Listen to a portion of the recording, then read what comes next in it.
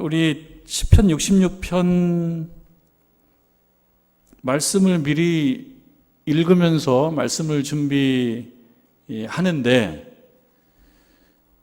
찬송가 410장에 있는 410장인 내 마음에 한 노래 있어, 이 찬송이 생각이 나는 거예요. 내 마음에 한 노래 있어, 이 찬송을 많이 아실 것입니다. 이 찬송을 설교를 시작할 때 한 소절을 설교자가 불러야 될까 말아야 될까 고민을 많이 했는데 한번 부르려고 합니다. 잘해서가 아니라 늘 많이 불렀던 찬송이지만 특별히 와닿는 표현이 있을 것입니다. 내 맘에 한 노래 있어 나 즐겁게 늘 부르네 이 노래를 부를 때에 큰 평화 임하도다 평화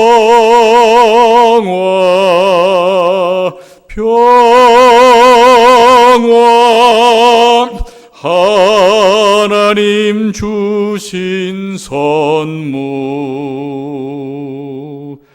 오 크고 놀라운 평화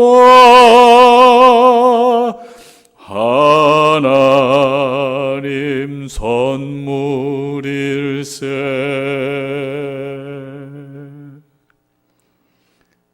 아멘입니까?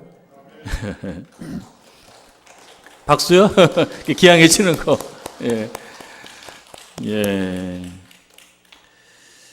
찬송이 왜 생각이 났냐면 시편 66편에 이 주인공이 있습니다. 그러니까 시인이라고 얘기하기도 하고 또 어떤 신자라고 얘기도 하고 뭐 기자라고 얘기도 할 수 있습니다. 어떤 한 신자라고 보십시다.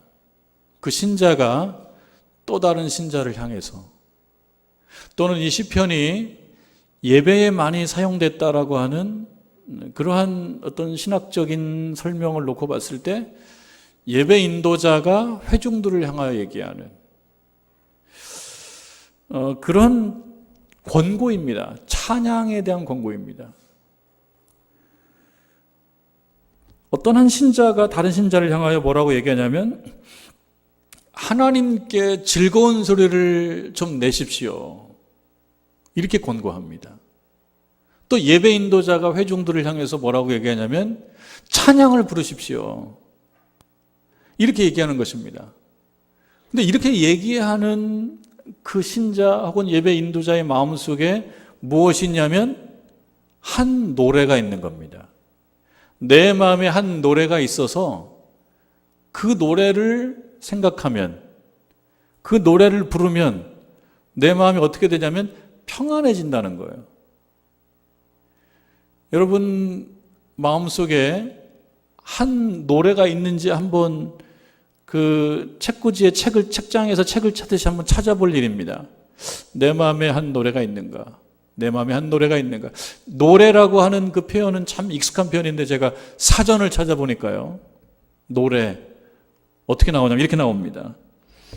가사에 곡조를 붙여서 목소리로 부를 수 있게 만든 음악. 그러니까 노래는 음악입니다. 근데 그 음악에 뭐가 들어가 있냐면 가사가 있고 그 다음에 곡조가 있다는 것입니다.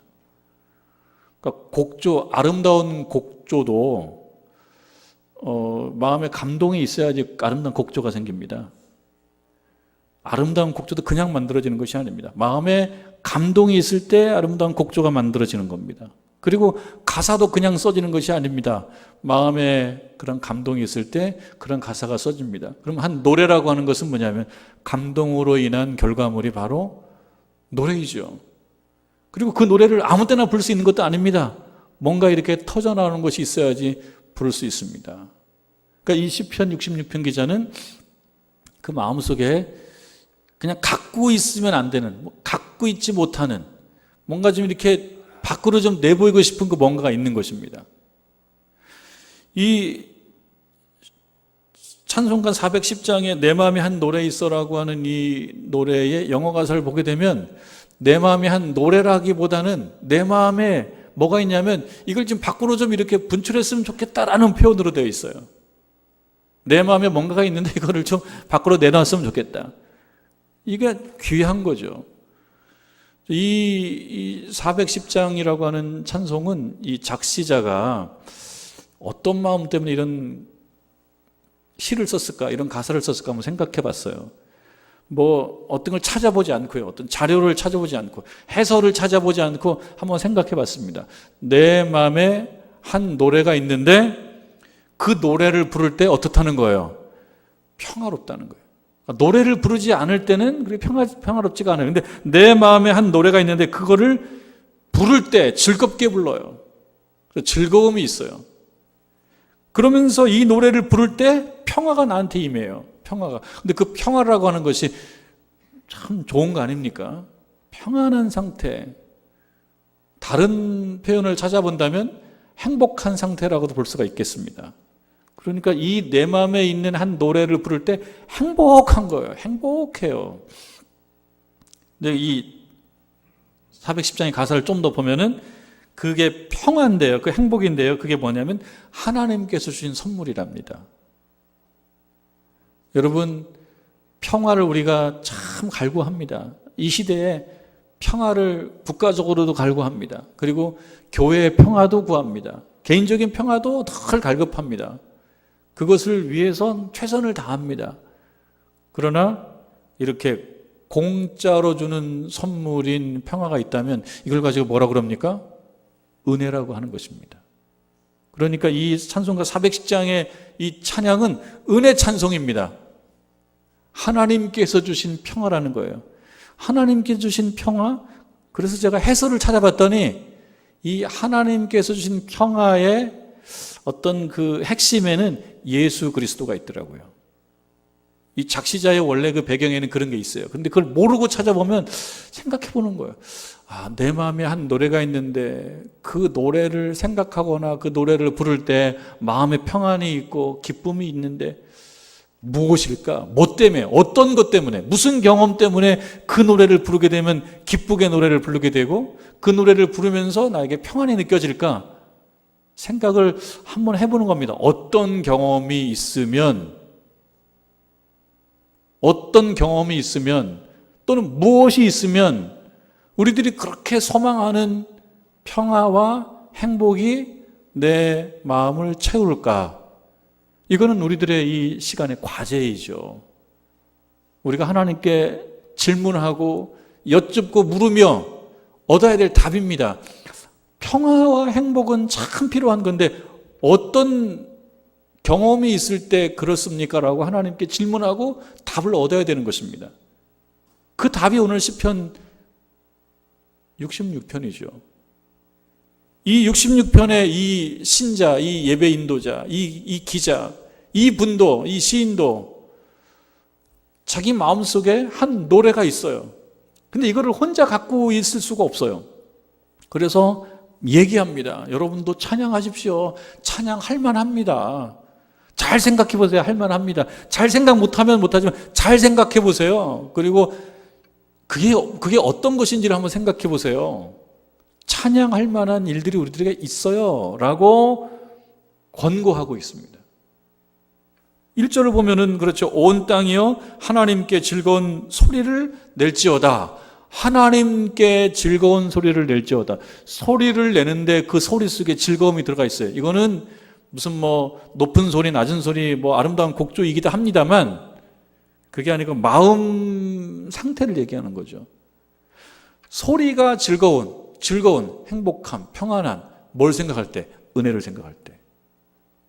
은혜를 생각하면 즐거운 겁니다. 내 능력으로 할 수 없었는데 이게 거저 받았네요.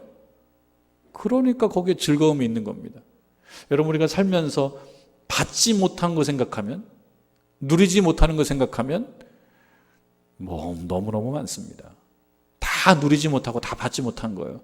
그런데 생각이 역전돼서 내가 받은 것을 생각하면 이것도 또 한량없어요. 이것도 또 한량없는 은혜예요. 그럼 찬송은 어떤 사람에게 나오는 것입니까? 받은 것을 생각할 줄 아는 사람에게 나오는 겁니다. 받지 못한 거를 써도 책 한 권이요, 받은 것을 써도 책 한 권이에요. 근데 우리가 다 받을 자격이 있는 것도 아니에요. 받을 자격이 있는 것도 아닌데 받았다, 그 생각이 들면 어떻게 됩니까? 기쁜 거죠. 평화로운 거죠. 즐거운 거죠. 행복한 거죠. 그게 뭡니까? 그게 은혜인 것입니다. 그래서 이 시편 66편의 이 기자는 하나님의 은혜를 한번 생각해봐라. 하나님 주신 은혜를 생각하면 없는 것 같아도 보통 많은 게 아니다. 하나님께 즐거운 소리를 낼지어다 그렇게 얘기하고 2절에 보니까 그의 이름의 영광을 찬양하고 영화롭게 찬송할지어다 그랬습니다. 오늘 여성 사중창, 요새 여성 네 분이 나오셔서 아름다운 찬송을 불러주셨는데 바로 그거예요. 하나님의 이름의 영광을 찬양했고 영화롭게 찬송 불렀어요. 입으로 소리내서 곡조를 붙여서 찬송을 불렀습니다. 아무나 할 수 있는 것이 아닙니다. 어떤 사람에게? 하나님의 은혜를 생각하는 사람에게, 하나님의 은혜를 떠올릴 줄 아는 사람에게 찬송은 행복을 주는 것입니다. 어떤 목사님이 몸이 아파서 누워있는데 자꾸 어디 청소하시는 분이 막 노래를 부르는 거예요. 이게 거슬리는 거예요. 이 목사님에게. 나는 아픈데 노래 들을 정신이 아닌데. 그래서 거기 좀 조용히 해주시면 감사하겠습니다. 조금 조용히 해주시면 좋겠습니다. 그랬더니 그 청소하시는 분이 하는 말, 사실은 저도 굉장히 힘들거든요. 이 노래를 부를 때 힘든 것이 없어지기 때문에 노래를 부릅니다. 그런 얘기를 듣고 이 목사님이 뭔가 중요한 걸 깨달았다는 거예요. 힘든데 노래를 부르면 힘든 것이 없어져? 자기는 그 노래를 들으면서 힘들었는데 생각을 달리했다는 것입니다. 여러분, 힘들 때가 많이 있지만요, 우리가 찬송을 부르는 가운데 그 찬송이 우리들을 평안하게 만든다는 것입니다. 그 찬송은 뭐냐면 하나님께서 나를 위해서 해주신 것들이기 때문에 그걸 생각하면 거기에 평안이 온다는 것입니다. 이 시편 66편 3절 말씀에 보면 이거를 듣는 신자들에게 또는 교인들에게 이렇게 권고를 하고 있어요. 이렇게 좀 하십시오라고 얘기하고 있어요. 뭐냐면 하나님께 아뢰기를 그러죠. 이거는 세번역 성경으로 보면은 이렇게 하나님께 이렇게 말씀드리라 이렇게 되어 있어요. 하나님께 이렇게 말씀드리라고 알려줍니다. 어쩌면 찬송을 지금 하지 못하고 있는 그런 교우들에게 이렇게 하면 됩니다라고 알려주는 것입니다. 그래서 한번 따져봅니다. 뭘 어떻게 하라는 거야? 뭘 아뢰라는 거고 뭘 말하라는 거야 하나님께. 보면은 3절에 보면 주의 일이 어찌 그리 어미하신지요 이렇게 시작하죠. 이 부분을 조금 쉽게 세번역 성경으로 제가 여러분들께 읽어드리겠습니다. 이 부분이 이렇게 되어 있습니다. 하나님께 이렇게 말씀드리라. 어떻게 말씀드리냐면요, 여러분 들으시고 그대로 하시면 됩니다. 주께서 하신 일이 얼마나 놀라운지요. 주의 그 크신 능력을 보고 원수들도 주께 복종합니다.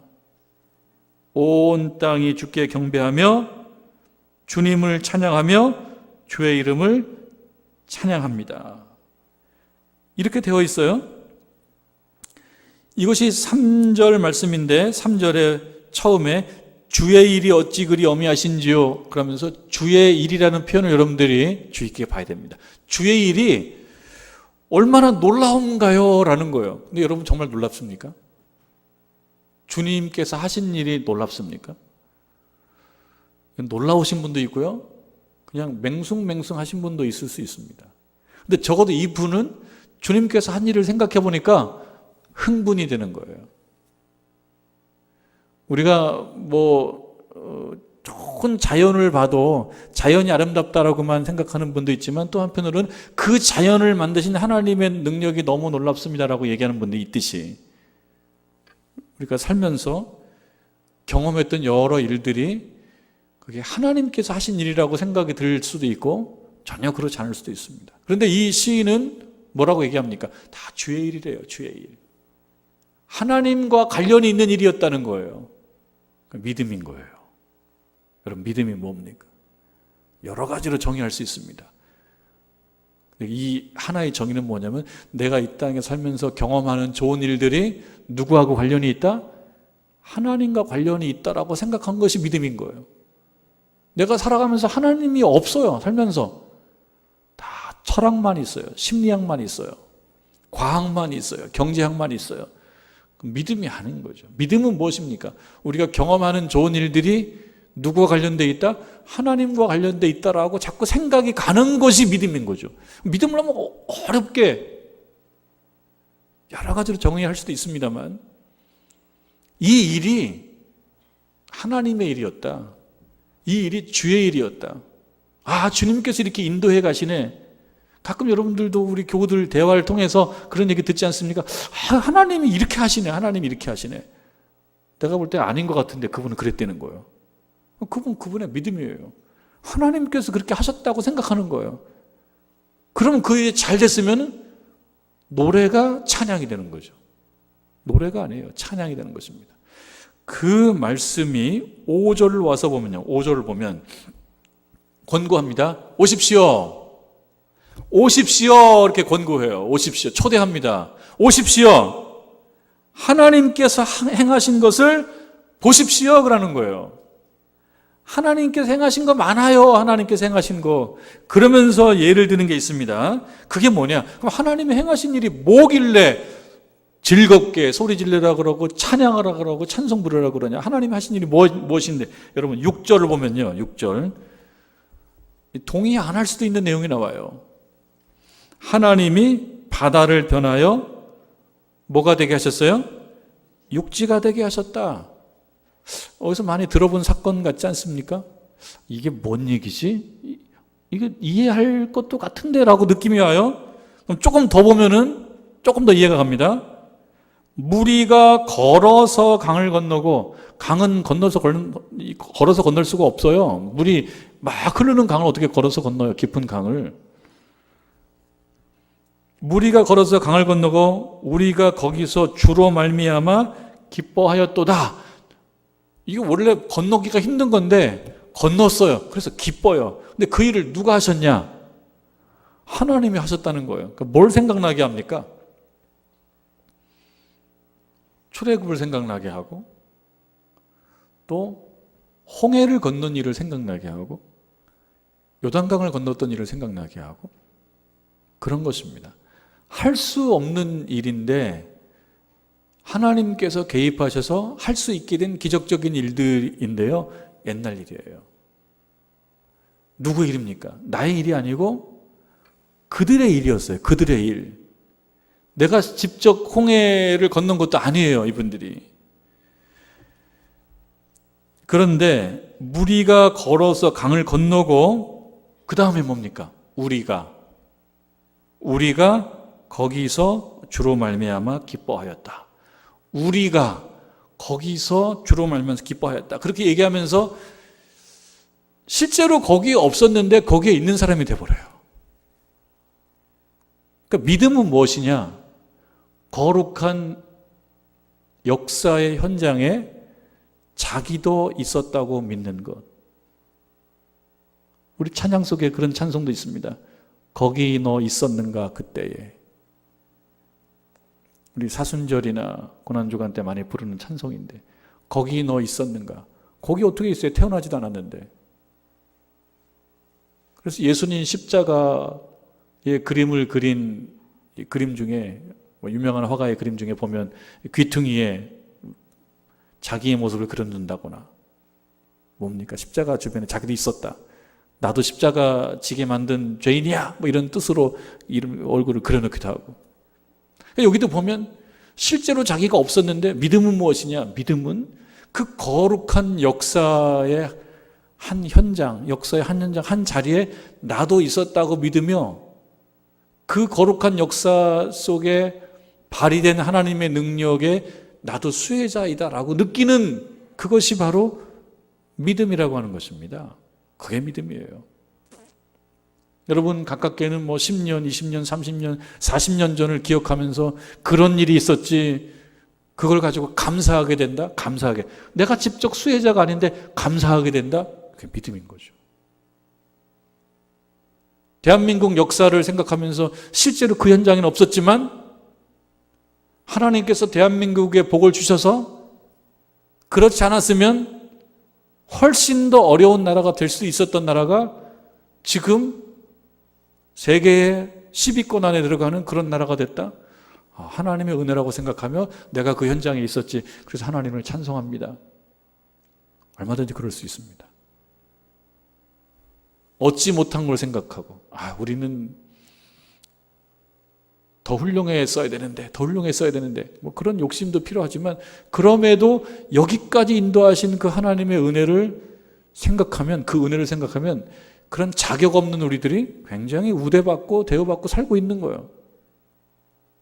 그 오랜 시간 동안에 역사하셨던 그 하나님의 거룩한 역사에 한 자리에 내가 있었다고 믿는 것, 그것이 믿음이더라는 거예요. 여러분 홍해를 건넌 출애굽한 일, 홍해를 건넌 일, 광야에서 만나를 먹었던 일 다 그들의 일입니다. 유대인들의 일이에요. 그런데 그게 어느 날 살면서 내가 광야 생활하는데 내가 만나를 먹었던 느낌이 들어요. 내가 광야 생활하면서 힘든 길을 걷고 있어요. 우리 때때로 광야를 걷지 않습니까? 인생이 힘들고 고단하지 않습니까? 힘든 일을 걷는 중에 그럼에도 조금씩 인도하셨던 그 하나님의 은혜를 경험했다. 그것을 만나로 느끼는 거예요. 그러면 그 광야에서 만나와 메추라기를 먹었던 그들의 사건은 누구의 사건이에요? 나의 사건이 되는 거예요. 그래서 하나님 앞에 찬양할 수 있는 겁니다. 그것이 믿음인 거죠. 믿음. 내 살아가는 삶이 거룩한 하나님의 기적의 현장에 있었다. 나도 그 중에 한 멤버다라고 생각할 수 있는 것. 그것이 믿음입니다. 9절 말씀에 보면요. 9절 보면 그는 우리 영혼을 살려두시고 우리 영혼을 살려주셨대요. 우리의 실족함을 허락하지 아니하시는 주시로다. 우리가 실족하지 않아서 어려운 시절을 거쳐오면서도 망하지 않고 망가지지 않을 수 있었던 것은 누구 때문이냐? 하나님께서 그 실족함을 허락하지 않았기 때문이다라고 믿고 있어요. 그게 믿음이죠. 10절도 오죠. 10절. 여러분 10절 보면 하나님이여 주께서 우리를 시험하시되, 이렇게 여러분 멋지게 시적으로 표현했지만요, 이것을 현실로 경험하면 무엇입니까? 살면서 시험을 당했다. 인생의 곤고함입니다. 정말 지난주에 같이 나눴던 63편처럼 광야예요. 광야의 생활이에요. 시험을 하셨지만 우리를 단련시키기를 은을 단련함 같이 하였으며, 정말 은혜롭고 거룩하고 아름다운 해석이죠. 우리가 경험한 어려운 일들이 있습니다. 곤고한 일들이 있습니다. 재수가 없다라고 말할 수도 있어요.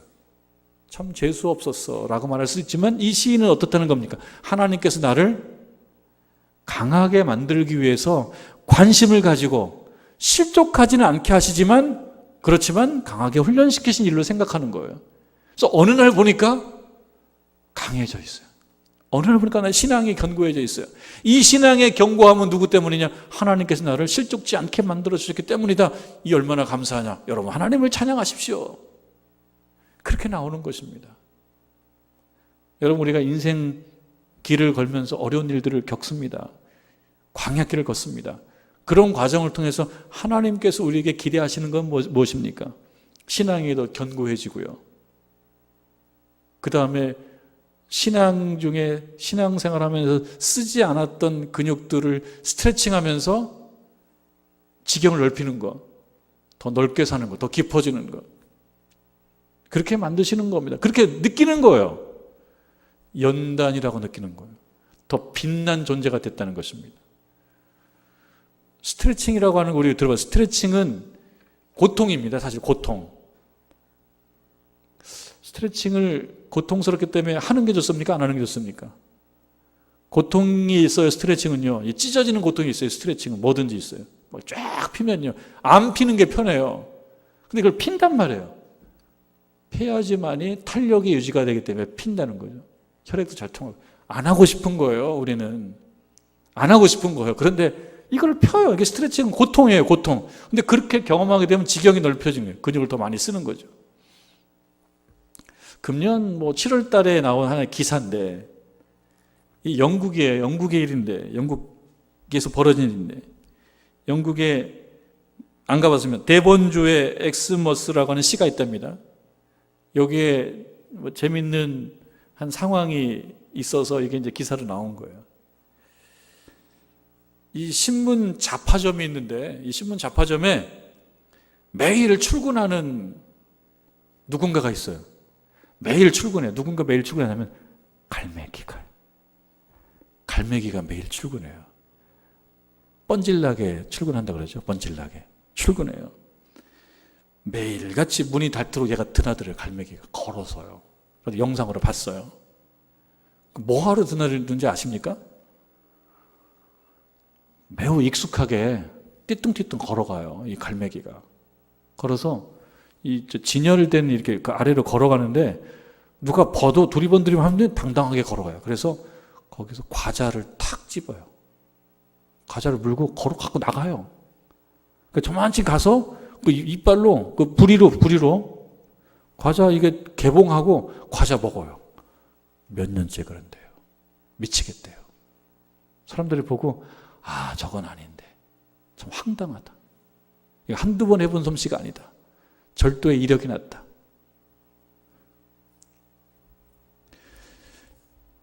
점심시간이나 오후 4시쯤 온대요. 와서 내쫓아도 뻔뻔하게 과자를 몰고 간다는 거예요. 자연스럽게. 사람들이 걱정합니다. 저거 바람직한 거 아닌데. 재미는 있지만 저렇게 되면 갈매기가 어떻게 된다는 겁니까? 야생성을